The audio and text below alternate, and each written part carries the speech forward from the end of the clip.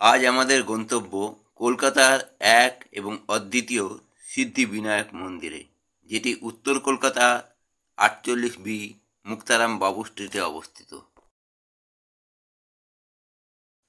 Mahatma Gandhi metro স্টেশনে নেমে central avenue ধরে কিছুটা এগিয়ে গেলেই মুক্তারাম বাবু স্ট্রিটের ক্রসিং, আর সেখান থেকে বাঁদিকে বাঁক নিয়েই মার্বেল প্যালেসের আগেই এই মন্দির।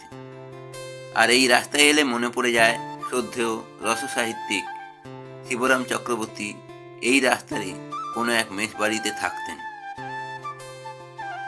সামনের এই মোড় থেকে এগিয়ে এসেই বিরাট প্রাসাদের আদলে তৈরি এই মন্দির।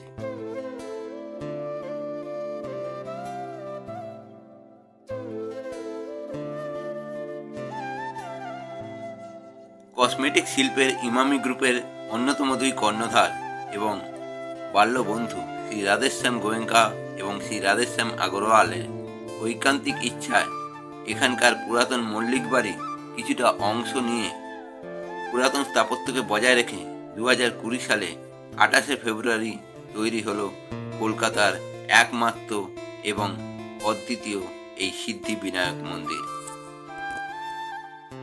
মুম্বাইয়ের বিখ্যাত সিদ্ধিবিনায়ক গণেশের মতো এখানকার সিদ্ধিদাতা গণেশের সুরটির অবস্থানও ডান দিকে।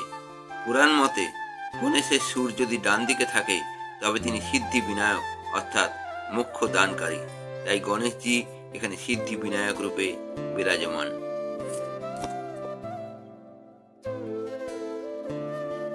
মন্দিরের একপাশে 10 টাকার বিনিময়ে পরিবেশ বান্ধব কাপড়ের ব্যাগ পাওয়া যায় প্রসাদ নিয়ে যাওয়ার জন্য।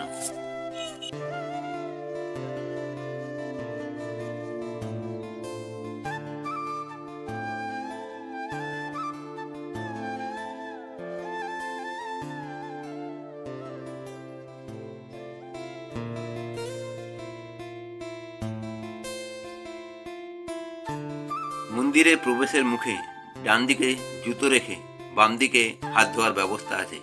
পাশেই আছে পূজা সামগ্রী কেনার দোকান। ডালা 101 টাকা থেকে 1001 টাকা পর্যন্ত।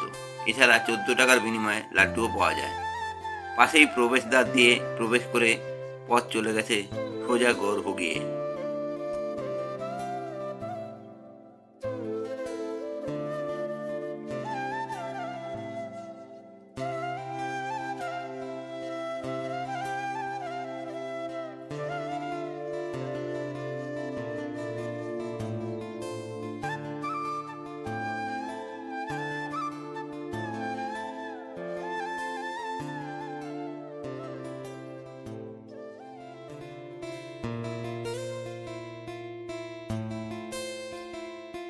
গণেশজির মূল মূর্তির বিপরীত দিকে একটি ছোট মন্দিরে আছে হনুমানজির মূর্তি।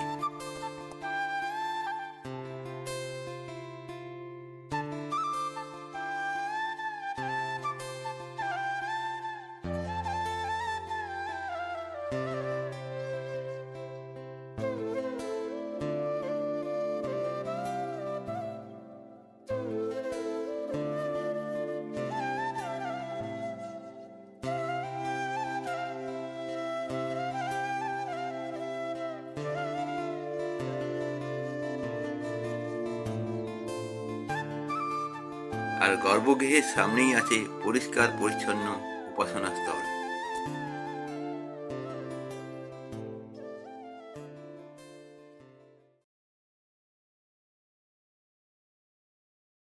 আর রয়েছে গণেশজির বাহন, চারিদিকে 4টি মুশিক মহারাজ। সবসময় মিউজিক বক্সে বেজে চলেছে গণেশ বন্দনা।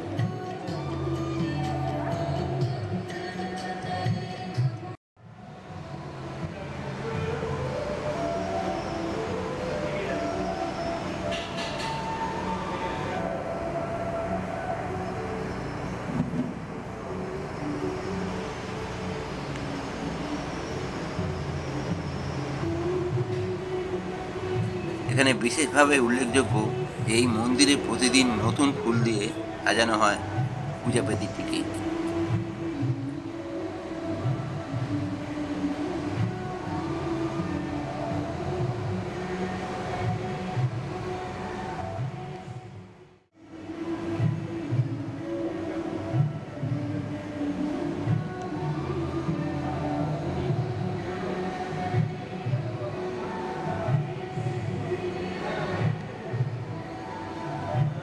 সম্ভবত একমাত্র এই মন্দিরেই 3 বার ভোগ প্রসাদ বিতরণ করা হয়, তাও আবার সম্পূর্ণ বিনামূল্যে। আর কোথাও হয় বলে আমার জানা নেই। আমরা যেদিন গিয়েছিলাম সেদিন শরবতও পরিবেশন করা হচ্ছিল।